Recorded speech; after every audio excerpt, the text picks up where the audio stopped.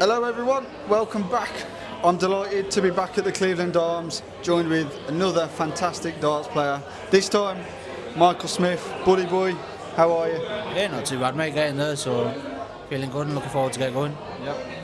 So, quickly going into your story, when you started playing darts and things like that, where did this love of darts come from and how young was you at that time? It wasn't love. I hated the game. Like my dad used to play it.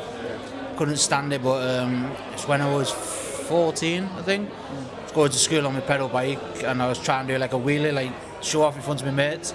Ended up flipping it, so I was running with a bike, and when I like slammed onto stop, like my hip shot up my side, so like cracked my hip.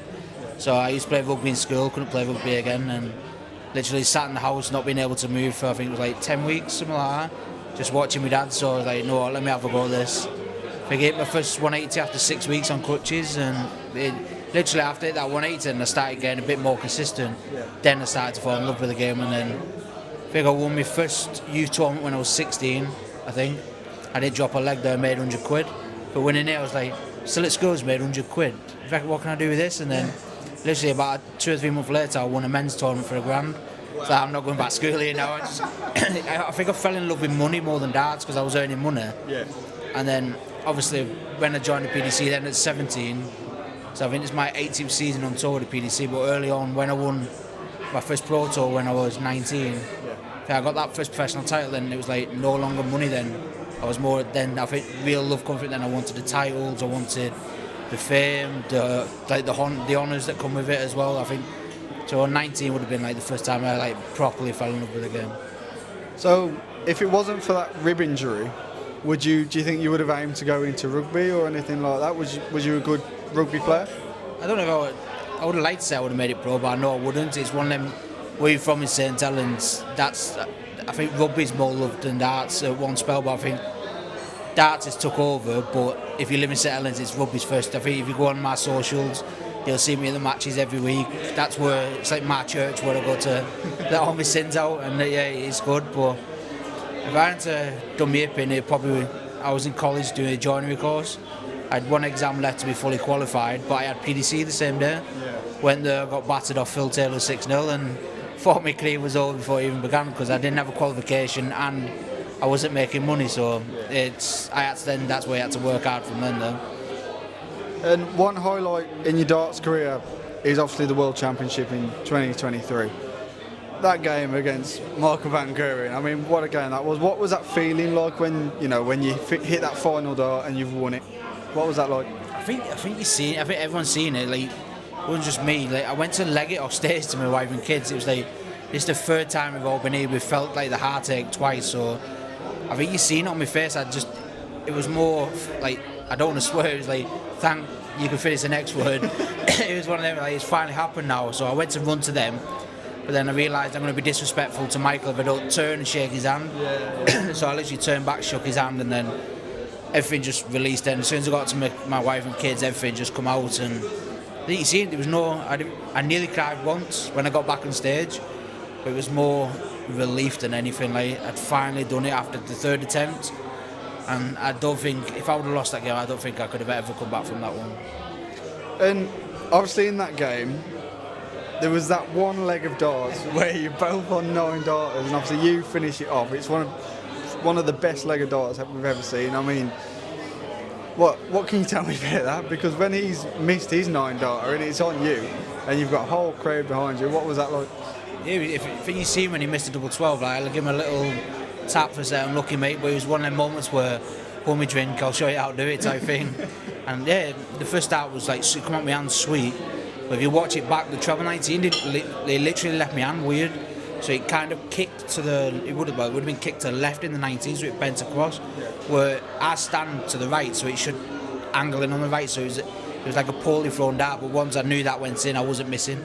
So I thought, I've not even threw the dart proper and it's hit it, so I was never missing the 12. And I think I didn't even give it the big one. Like, it was one that I won, because that was important for me to win that set, because Michael hadn't lost a set since the last 16. So for winning that set there, then it was like, he knows he's in a match now. He's finally lost his set. I get some momentum in the match. Because I think the first time I played him in 2019 in that final, I was 3-0 down, missing doubles left, right and centre, and then I I finally got a set at, I think, 3-1, then it was 5-1, 5. So if you let him get momentum, you're knackered when you're playing him. So I think that night that's why I didn't show any emotions proper.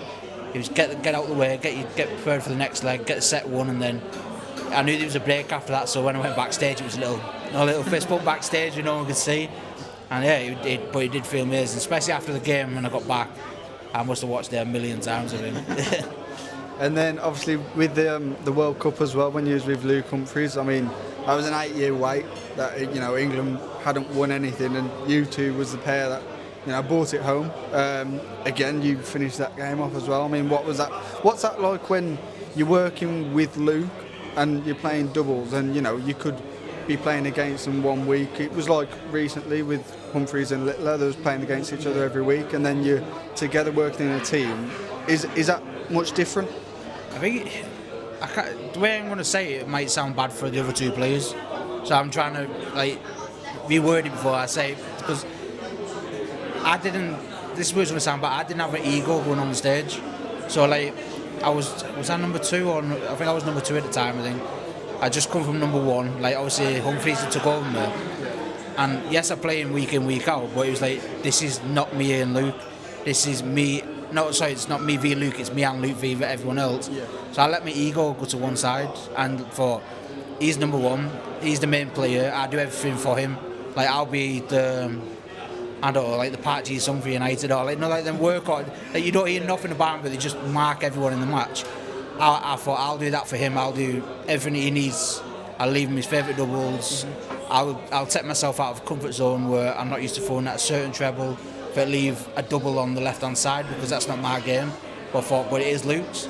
Yeah. So if I miss, I know I've got the world number 1 sat on his favourite double. Yeah. So and the word Luke was but just go for tops. But no, I'd rather leave you something that you like.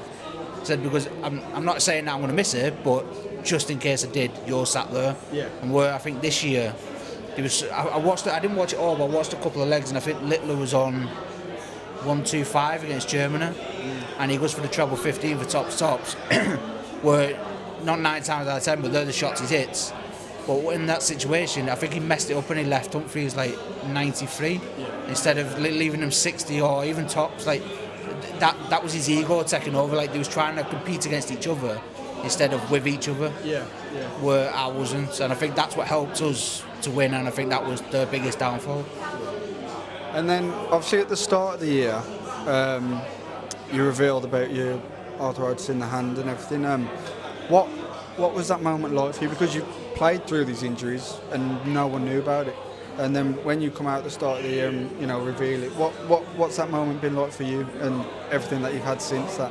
Yeah, I've always had the pain, but I literally said it before. I was talking to another reporter, and I think when I won the Worlds, and it was I was just saying then finally, the relief. I think my body knew it as well, and it was even though I was going through it, I could it was the fights, and my body was fighting with me. As soon as that relief went, my body went the different way. It was I don't have to fight as much now, when my brain's still trying to.